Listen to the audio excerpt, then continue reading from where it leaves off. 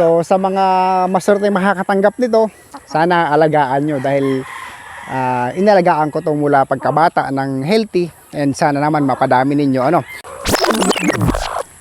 Magandang araw sa inyo mga ka-lodges ano. So I'm holding this 2 gold pullets at isang white.